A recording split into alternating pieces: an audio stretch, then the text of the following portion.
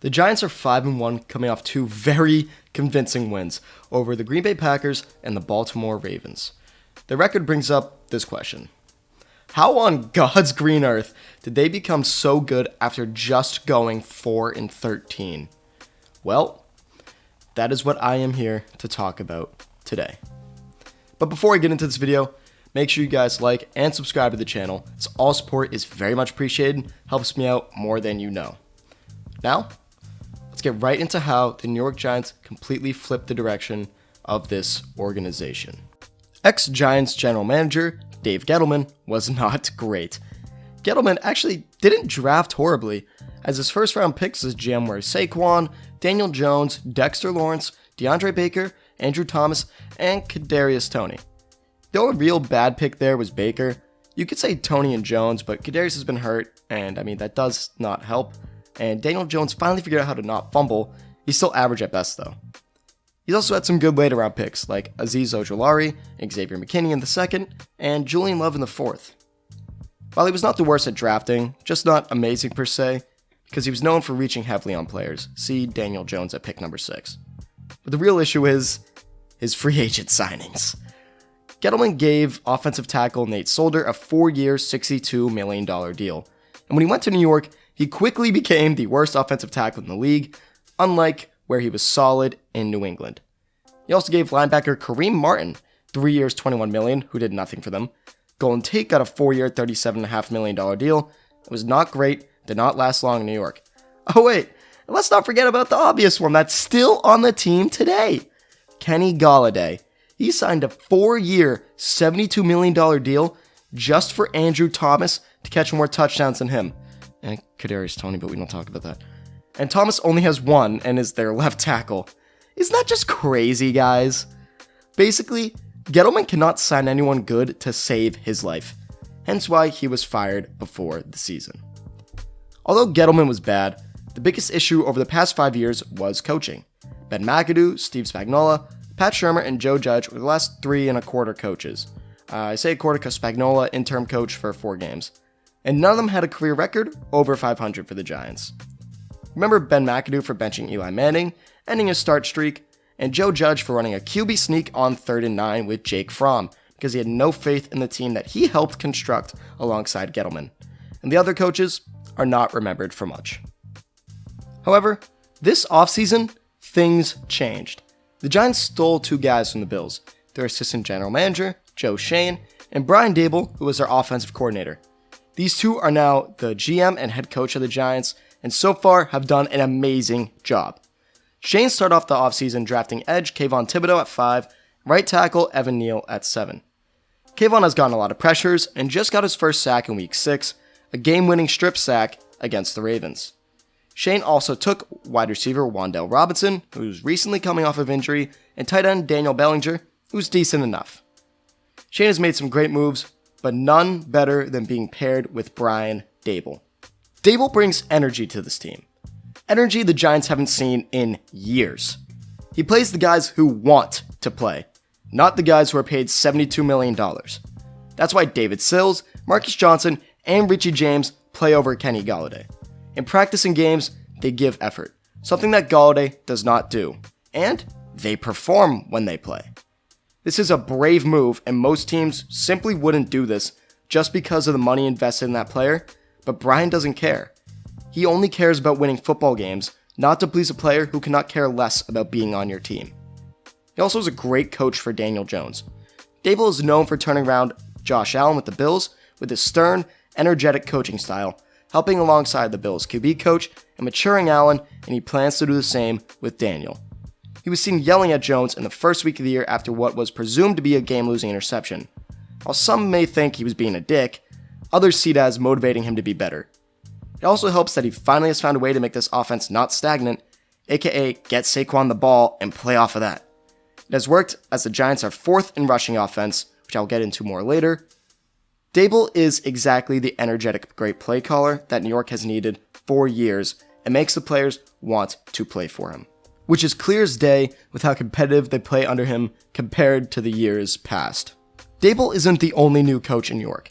Defensive coordinator Don Martindale has their defense playing amazing, as they are 9th in points allowed and 8th in passing yards. Many of the defensive players, like Dexter Lawrence, are playing at all pro levels right now. Lawrence is playing like the best interior defensive lineman in the league right now, as he has a PFF grade of 90.3, run defense grade of 76.7, and pass rush grade of 90.2. Those are 4th, 11th, and 4th in rankings amongst interior defensive linemen. Lawrence's box score stats are 9 stops, 4 sacks, 22 pressures, 6 QB hits, 22 tackles, and 1 forced fumble. He has the 2nd most sacks, 4th most pressures, and 2nd most QB hits. My God, has he been amazing. Watching him with my roommate who made me make this video is scary because no offensive lineman in the league can stop him right now, and he can easily make first team All-Pro if he keeps up this production. Lawrence just powers through linemen and stops anybody trying to get by this man. Absolute centerpiece for this defense. His partner in crime in the interior, Leonard Williams, has also been good in his 3 games played. He's 8th in run defense PFF grade at 77.1. The entire defensive line has been pretty decent.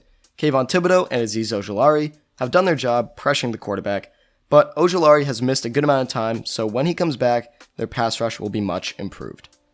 But the defensive line isn't the only good position on this defense.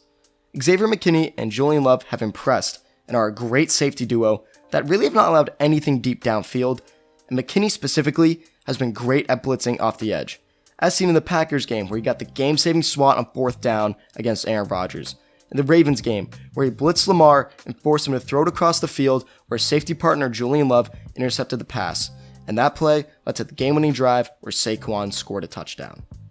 Don Martindale has these guys playing at a high level. He's also a great defensive play caller and utilizes his players' strengths, like McKinney blitzing for example, doing whatever he can to give the G-Men defense the best chance to stop opposing offenses, which given their metrics, they have.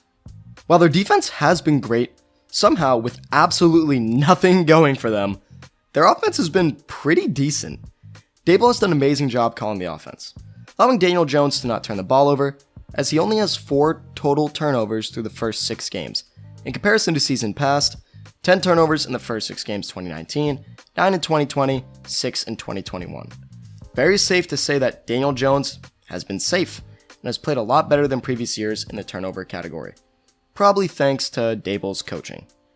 I question how he has developed though because he has been playing with practice squad receivers, David Sills and Richie James, but still is not turning the ball over. The offensive line, outside of Andrew Thomas, aka the best left tackle in the league, with a PFF grade of 90.2, number 1, and an 87.5 run blocking grade, number 2, and 84.1 pass blocking grade, number 5. Everyone else has not been great. They've been allowing pressures left and right to Daniel Jones, and while Thomas has not allowed a sack, the rest of the line has allowed 19, and the line is bottom 10 pass blocking grade. Outside of the offensive line struggles, there's 1/2 reasons this offense has been average in scoring this season. The half is Jones' efficiency, and the whole, Saquon Barkley being the most explosive and improved running back in the league. I made a video on this after week 1, so go check that out. Saquon's vision is much improved. He's finally seeing holes, being patient in finding them, and bursting through them with his explosiveness and speed, which has led to his 616 rushing yards and 4 touchdowns, which are 2nd and tied for 4th in the league. We've not really seen this from him before, as he's used to kind of be a home run hitter or strikeout type of guy. He's either getting you a 60-yard run or a 2-yard gain. Barkley's improved running has led this offense to great heights that makes them the 2nd best second-half scoring offense in the league. Saquon running teams down with his 5.2 yards per carry and 103 yards per game. Absolutely insane development from Saquon has just been brutal for other teams. He is 4th in effective yards, which translates DVOA into a yards per attempt figure. Basically, he's the whole offense. As I mentioned, because they're playing with practice squad receivers, their passing game is 30th in the league, but they are 4th in rushing, so it equals out. I'm just kidding, don't worry, but they have an elite running game because they have the best running back in the league, undoubtedly right now, and Daboll has been calling some creative and great run plays. Another thing to point out, that besides their battle line play, he already has more yards before contact than last year, with 315, 3rd in the league surprisingly. I guess they've been pretty good at run blocking. However, soon I think that the Giants' offense will find its way in the passing game because of one name, Wan'Dale Robinson. Wan'Dale was one of the better receivers for the Giants in the offseason, but he got hurt in week 1 after only 9 snaps. but came back and played a limited role in Week 6. In 15 snaps, he caught 3 or 4 targets for 37 yards and a touchdown. From here on out, when fully healthy, I think Robinson could be the Giants' clear number 1 receiver and will thrive in that role. Maybe not a guy who will be on pace for 1,000 yards in his rookie year, but a productive receiver for Jones to look for besides Richie James and Daniel Bellinger, who's been a pretty decent tight end for the Giants, as he's ranked 4th amongst tight ends according to PFF, while only having 16 targets. He's also a pretty decent blocker. If this passing offense finds its groove, the Giants will be an even bigger fear for its opponents. I think we all, besides salty Patriots fans like myself, love seeing a New York team doing well. Never mind the Jets being 4-2, that's crazy. It's great for any sport since it is such a big market, and the Giants have been really fun to watch, with their defensive dominance led by defensive coordinator Don Martindale and players like Dexter Lawrence and Xavier McKinney, amazing run game led by the one and only Saquon Barkley. Guys, I have a very disappointing announcement to make. The football that I used for my signature sign-off football flip has gone missing. I've put posters all around Dorchester, but it has not been found. So temporarily, I'm going to have to retire my football flip. So with all of that being said, that is it for me, guys. Thank you for tuning into Fanatic Sports. If you made it this far into the video, please leave a like and subscribe to the channel. So all support is very much appreciated and helps me out through these hard times. Also, follow me on Instagram at FanaticSports25 and on Twitter and TikTok at Fanatic Sports, and those links will be in my link tree in the description. This is Joe from Fanatic Sports with no football, signing off.